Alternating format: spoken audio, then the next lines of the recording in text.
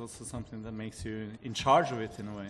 And I think that in Cali, that is a city where I said that there is no contemporary museum, there is no contemporary gallery, commercial gallery. There are lots of initiatives that are every time that are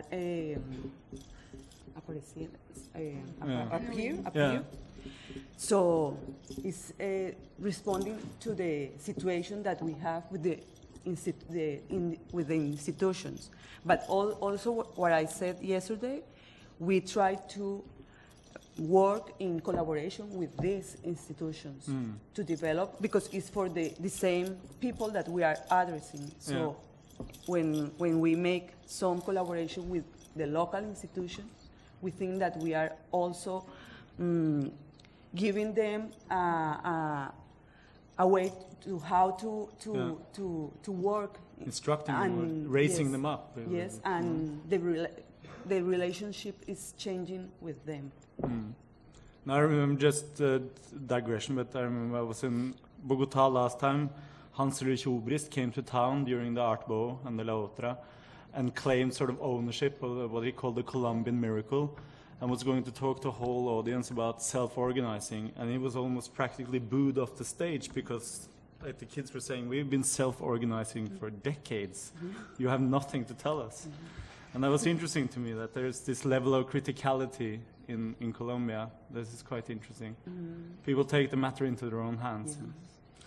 Yeah, but at the same time, I keep thinking, like, this thing of informality is all the time very, very, I don't know, people think it's super funny, it's super nice, it's beautiful, but at the end, you know, a little bit what I wanted to point out, saying about, like, the art scene or this kind of initiatives and bringing models to the corporative world, let's say, it's that when you talk about self-organized or non-profit art organizations or alternative, there's always the question of funding. How do you make money? And it's quite interesting or funny or weird that, for instance, big corporations are using same strategies and they manage to make money, you know, without facing all these problems.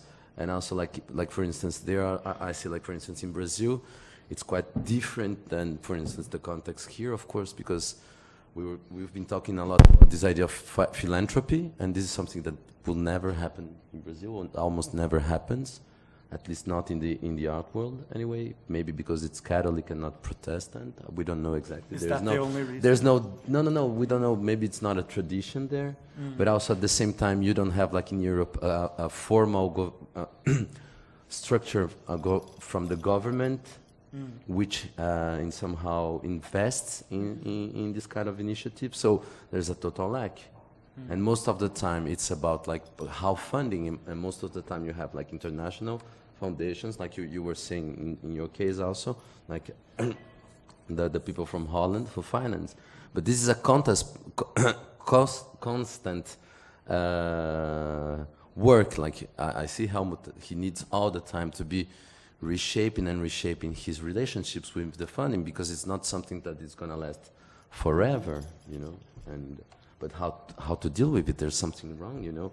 The governments might take the responsibility and see that this is it's important, because what I see, what's happening, in that way, I think that we are being very stupid, dumb.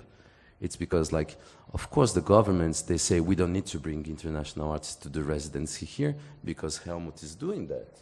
So why does the government need to create a net like this? If he's doing it, it's okay. Oh, super good. You know, let's keep it like this, you know. And sometimes in some specific projects they help in some way.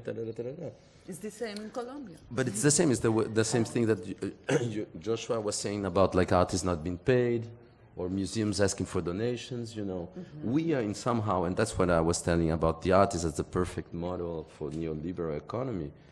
It's because the strategies that are been taken fit super well. So there might, I don't know, personally, I don't have an answer, and I don't think there will be ever a final answer for that, a solution.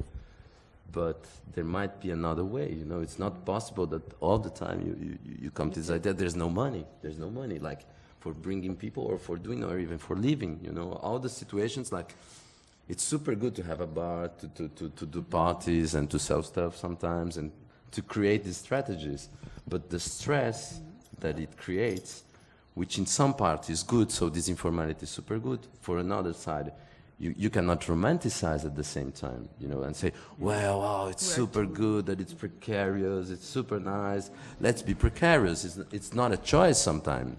You can also create a sense of an aftermath of individualists, which is what happened in Norway, is that you have always this cyclical thing, a wave of self-organizing from each generation. But after 5 to 6 years, they all run out of steam, and they choose to concentrate somewhat kind of disillusioned on their own careers. And then you get individual practices that are kind of not really informed or not really following through on these ideas, but rather just changing the path kind of really monumentally mid-career. And that's a problem. That's a problem for us, even though we have a lot of funding. It's still a really big problem because it doesn't really create any new discourse. It's just a repeating of the same visions and the same desires and the same needs. So I think maybe... I guess you have the opposite problems that we have, no? We usually the do. fact that you have do. fundings, you actually close because you know that you have funding that you can just start something new. Yeah. So in our case, I never thought about when it's going to end. I just thought we're going to live forever, no? Exactly. I mean, it's a Catholic thing. And then coming back to this philanthropist, because I was thinking about this, why are there no philanthropists in South America? And I'm now convinced that it's really a Catholic thing. Yeah, I Catholicism, think they have to pay to be happy or to go to the sky. So So I think it's a big thing, and I think we have to think for the future where we're going to get the money, because it's not going to be through that form of sustainability, no? Which you have like here, no? Like this. I think this symposium was organized by donations of a couple of people, of families, whoever they are, with small donations. We just don't have it, and I don't think we will ever have this in South America. And I think this is unreliable. I have a nice story. One of these rich guys, a former bankier, told me once, I'm organizing a foundation, but I have to tell you from the scratch that this is not for philanthropy purposes.